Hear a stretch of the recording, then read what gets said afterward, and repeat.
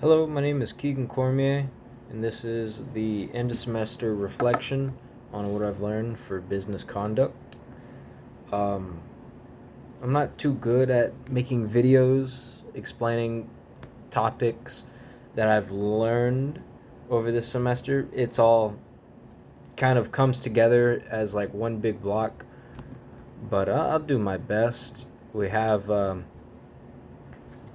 a lot of different things we learned this semester for this class.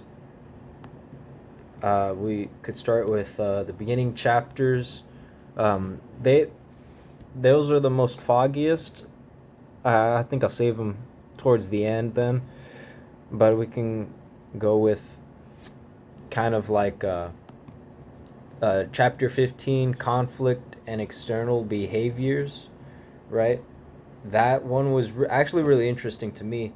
It's kind of like moderating how you would achieve your goals, kind of what your goals should be, how you should treat employees, conflicts that will erupt, and all that type of stuff, which is very useful. It is very useful in a business conduct, business environment. Um, hopefully one day I become a manager of some sort, or possibly run my own business, and that's going to be really useful to have those skills. I know from chapter 15. Um, there's also conflict and negotiations from chapter 14, right? That's kind of the same in the same area as 15, right? A lot of these chapters it kind of leads into the next one. So like that one was honestly really good too. Um, there's a let's see.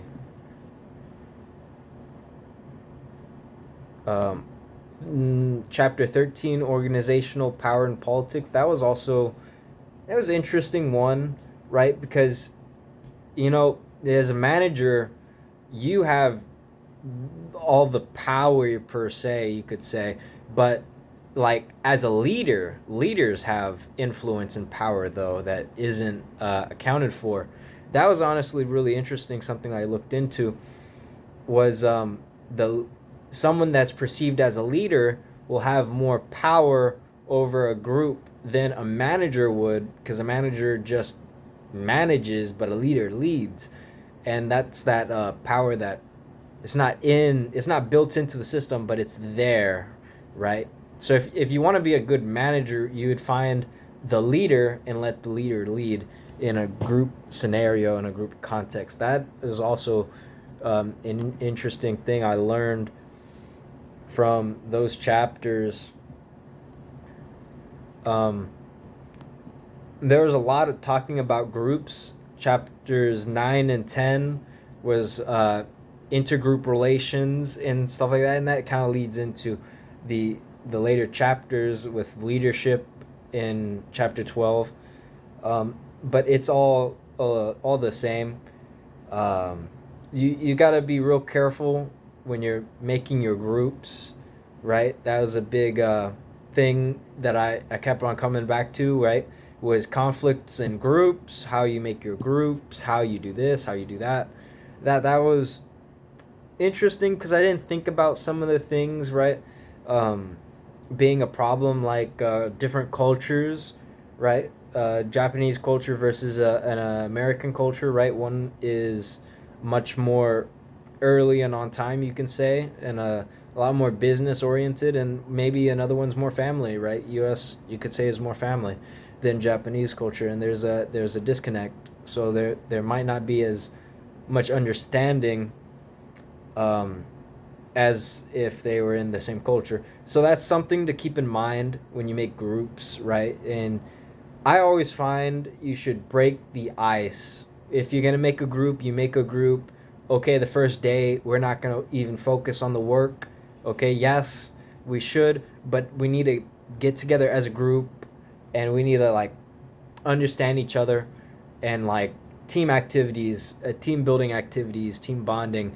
That's what I will remember back to as a manager, right? Like you don't want to be focusing on pure work the first day. You want to be building the teamwork, so then you can go forward and do the proper work that you want later down the road.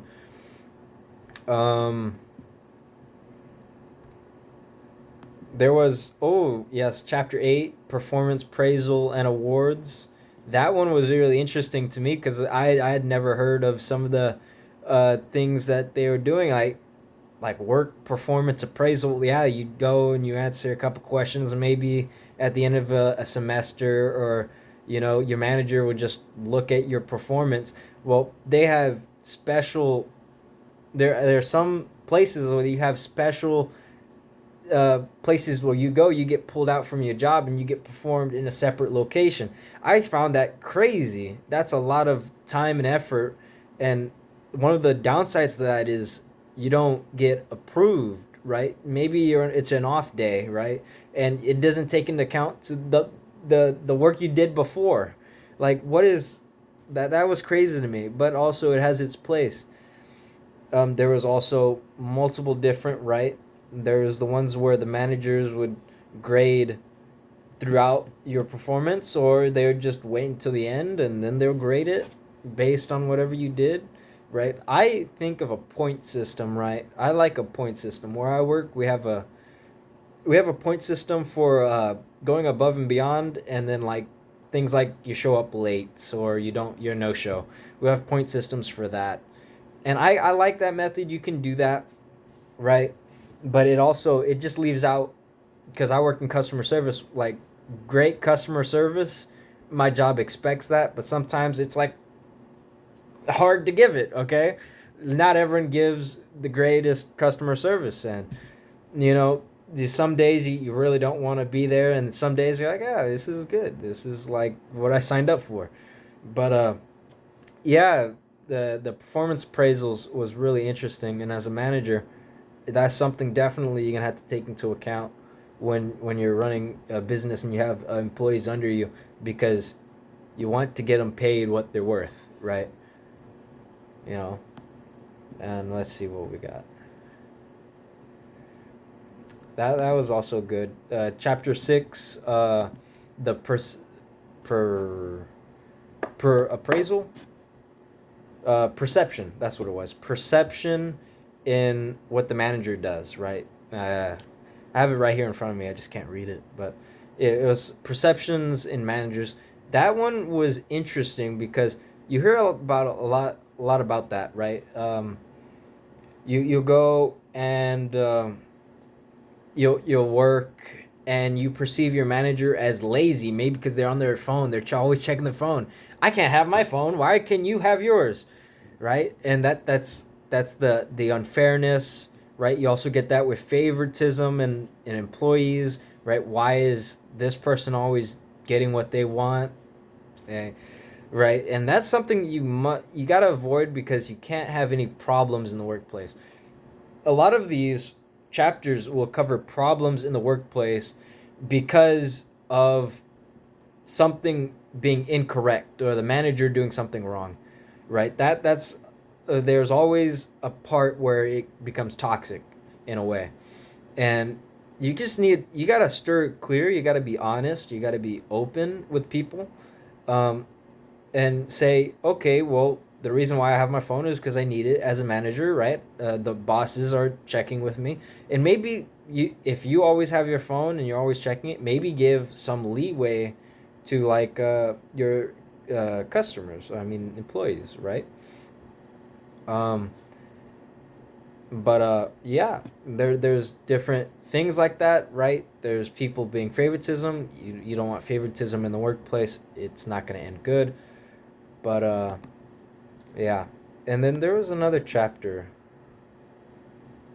diversity and what is that? Diversity and organization, chapter 5.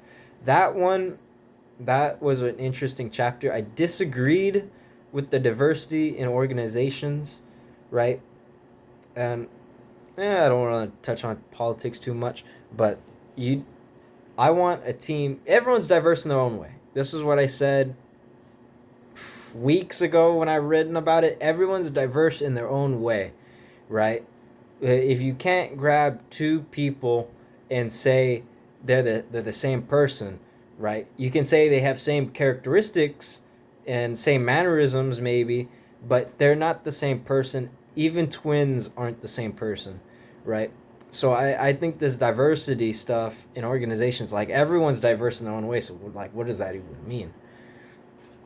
But yeah, I found disagreement with that, right? And you kind of want to keep same with same, right?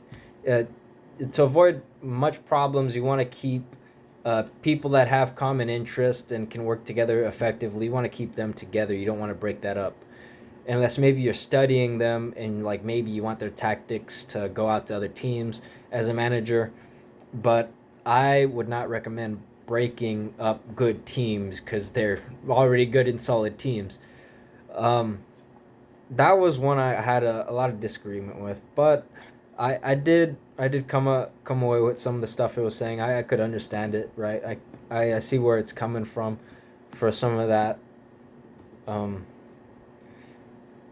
and of course, it all the earlier chapters, chapters 4, 3, and 2, that's all um, differences in the workplace, cultural differences, um, and the difference between ages, right? The work attitude, the work ethic, those were actually really interesting. I like them.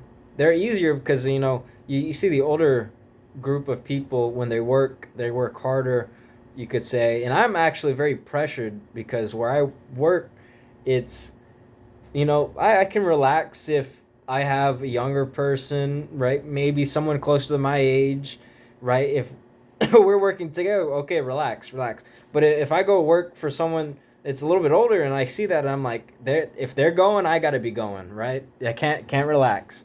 It's a little funny and very interesting how that works. But yeah, honestly, all the chapters here, very good chapters. I learned quite a bit from not only this class, but all the other ones I was taking. It all kind of comes together and helps out.